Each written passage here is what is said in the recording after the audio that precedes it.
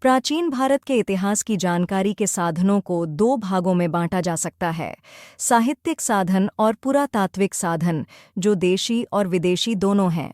साहित्यिक साधन दो प्रकार के हैं, धार्मिक साहित्य और लौकिक साहित्य। धार्मिक साहित्य भी दो प्रकार के हैं, ब्राह्मण ग्रंथ और अब्राह्मण ग्रंथ। ब्राह्मण ग्रंथ दो प्रकार के हैं, श्रुति जिसमें वेद, ब्राह्मण, उपनिषद इत्यादि आते हैं, और स्मृति जिसके अंतर्गत रामायण, महाभारत, पुराण, स्मृतियाँ आदि आती हैं।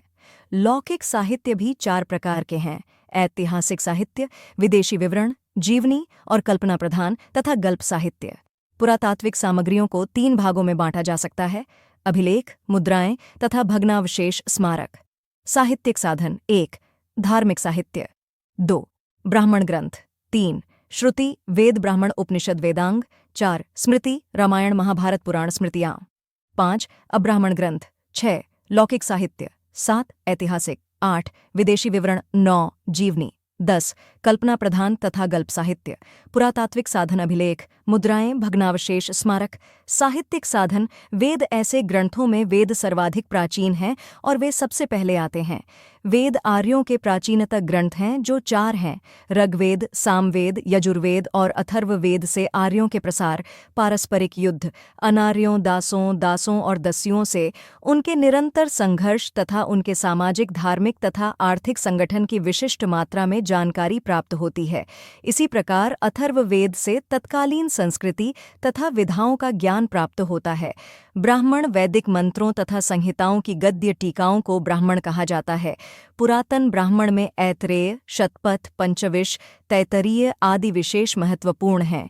ऐतरेय के अध्ययन से राज्याभिषेक तथा अभिषिक्त नृपतियों के नामों का ज्ञान प्राप्त होता है। शतपथ के 100 अध्याय भारत के पश्चिमोत्तर के गांधार, शाल्य तथा केकय आदि और प्राच्य देश, कुरु, पांचाल, कौशल तथा विदेह के संबंध में ऐतिहासिक कहानियां प्रस्तुत करते हैं। राजा परीक्षित की कथा ब्राह्मणों द्वारा ही अधिक स्पष्ट हो पाई है। उपनिषदों में बृहदारण्यक तथा छांदोग्य सर्वाधिक प्रसिद्ध हैं।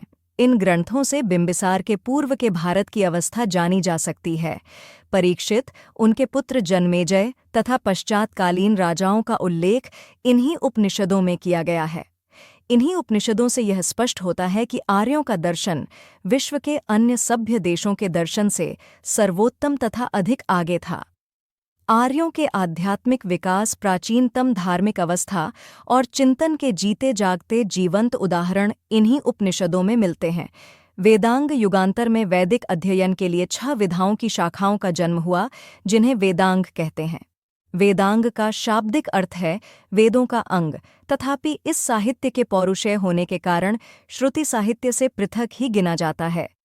वे ये हैं: शिक्षा, कल्प, व्याकरण, निरूक्त, छंदशास्त्र तथा ज्योतिष। वैदिक शाखाओं के अंतर्गत ही उनका पृथक वर्ग स्थापित हुआ और इन्हीं वर्गों के पाठ्य ग्रंथों के रूप में सूत्रों का निर्माण हुआ। कल्प सूत्रों को 4 भागों में विभाजित किया गया: श्रौत सूत्र, जिनका संबंध महायज्ञों से था; गृह्य सूत्र, जो गृह संस्कारों पर प्रकाश डालते थे; धर्म सूत्र, जिनका संबंध धर्म तथा धार्मिक नियमों से था; शुल्व सूत्र, जो यज्ञ, हवन कुंठ, बेदी, नाम आदि से संबंधित थे। वेदांग से जहाँ एक ओर प्राचीन भारत की धार्मिक अवस्थाओं का ज्ञान प्राप्त होता है, वहाँ दूसरी ओर इसकी सामाजिक अवस्था का भी। स्मृतियों को धर्मशास्त्र भी कहा जाता है। श्रस्तु वेद विज्ञेयो धर्मशास्त्रम तु वै स्मृति। स्मृतियों का उदय सूत्रों को बांध हुआ।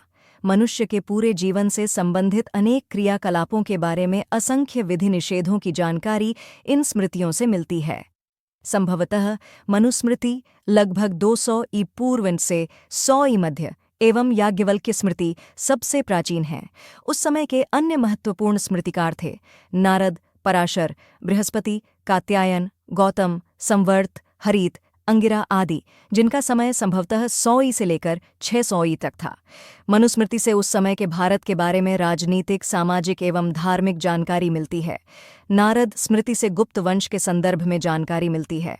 मेधातिथि, मारुचि, कुल्लूक भट्ट, गोविंदराज आदि टीकाकारों ने मनुस्मृति पर, जबकि विश्वरूप, अपरार्क, विज्ञानेश्वर आदि ने याज्ञवल्क्य स्मृति पर भाष्य लिखे हैं। महाकाव्य रामायण। रामायण की रचना महर्षि वाल्मीकि द्वारा पहली एवं दूसरी शताब्दी के दौरान संस्कृत भाषा में की गई। वाल्मीकि कृत रामायण में मूलतः 6000 श्लोक थे, जो कालांतर में 12000 हुए और फिर 24000 हो गए। इसे चतुर्विंशति साहस्त्री संहिता भी कहा गया है। वाल्मीकि द्वारा रचित रामायण बालकांड, अयोध्याकांड, अरण्यकांड, किष्किंधाकांड, सुंदरकांड, युद्धकांड एवं उत्तराकांड नामक 7 कांडों में बंटा हुआ है।